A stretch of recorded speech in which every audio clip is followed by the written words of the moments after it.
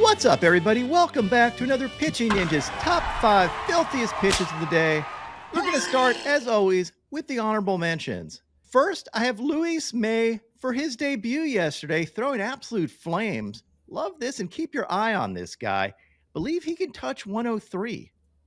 Next, I have Simeon Woods Richardson for this slider, picking up a sword here. And it produced the sword. Unfortunately, I think his next at-bat is probably going to make Will's dongs of the day. And lastly, Jose Berríos for his changeups. He had 8 Ks in 6 2/3 innings, giving up 2 runs. My top 5 filthiest pitches of the day yesterday. At number 5, Seth Lugo for his curveballs, especially this slow curveball that looks like it just all of a sudden decided to dive to the dirt. I mean, it starts off just, and then zoom.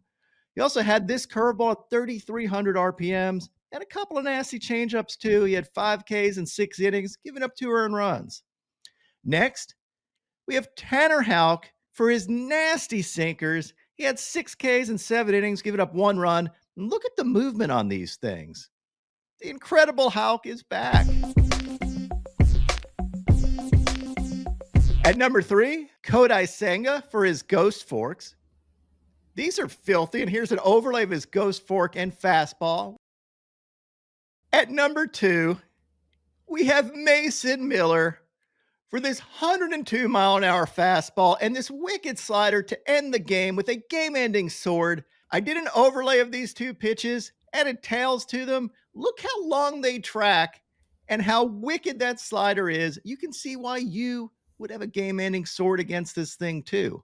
And at number 1, we have Jhoan Duran first for this curveball against Noel and this 103-mile-an-hour gas, but mostly for this at-bat from hell against Stephen Kwan yesterday with the bases loaded, 2-out, tie game. And this is a battle. You do not want to face Stephen Kwan with the bases loaded ever because he will work out a walk. He will do anything. Yet he had to face this from Jhoan Duran, a 99-mile-an-hour splinker, a 100-mile-an-hour splitter, 101-mile-an-hour fastball, 102-mile-an-hour fastball, another 100-mile-an-hour splinker, another 102-mile-an-hour fastball, a 99-mile-an-hour splitter, and then to end the at-bat, this painted curveball that all Kwan can do is just stand there and go, what the living hell?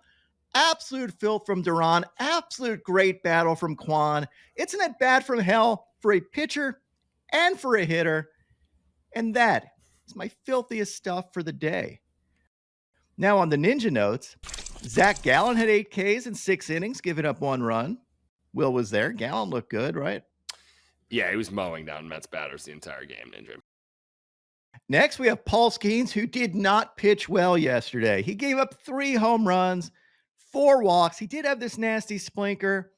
And I love this of Skeens and Shota talking before the game about pitch grips. Unfortunately, outdueled Paul Skeens.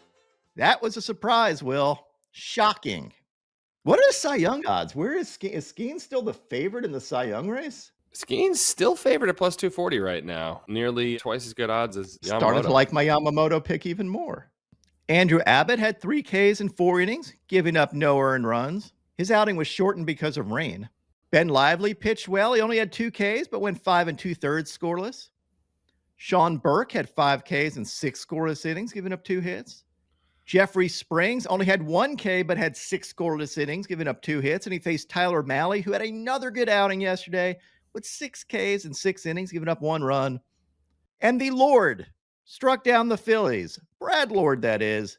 He had 4 Ks in 5 innings, giving up 2 runs. Lastly, Max Kranick threw this 105-mile-an-hour fastball yesterday. I think this was a misread, or his dad was working the radar gun, because he does not throw 105. Ninja, we're starting off today with Dylan Dingler, a.k.a. Dirk Diggler, with a 3-run dinger in the 8th to win the Tigers the game. But next, Ninja, we're moving on to Javi Baez, who's actually caught a lot of flack on this program over the years, mainly because he should have been using a tennis racket up at the plate. But last night, he had a Jack and a Rob, also known as a Jackie Robinson. That's right, he had a dong of his own and then a reverse dong snatch in the Tigers win. So is it bad now that I actually like watching Javi Baez play baseball? I think he's a fun guy to watch, and now that he's not striking out all the time on crappy pitches, he's Ninja, I don't fun. know what happened. I think he's batting 293. Like, I thought he was completely done for. I objectively like watching him play. I love the fact that he's playing some center field. He's going anywhere they want him to play. Looks like he's playing with some heart. Like, I really love it. Moving on, Big Christmas had the long dong of the day, taking Simeon Woods Richardson to the woodshed for a 450 nuke here, Ninja. But the dong of the day, sadly, is another instance of the Red Sox getting their hearts ripped out late in the game, this time off the bat of Vladdy for this pivotal 3-run homer in the bottom of the 8th to settle the score at 4-2. It's your dong of the day. My pitching ninja moment of Zen. Kodai Senga has been on the Mets now for 3 years, and Keith Hernandez is just now realizing the ghost fork is a forkball. Keith, what the hell did you think this pitch was? Why do you think they called it a ghost fork, Keith? 17 against the fork, 0 for 1 so far today. I mean, his fingers are way spread apart. It's almost like a fork. Well, it's a ghost fork with the adjective. Right. In our day, it would be a fork. But if you take the adjective away, it's a fork ball. My picks of the day today are a 3-leg parlay. I'm going to start out with Clay Holmes for 5Ks or more, then take Jesus Luzardo for 5Ks or more, and top it off with Tarek Skubal for 7Ks or more. What would your picks of the day be?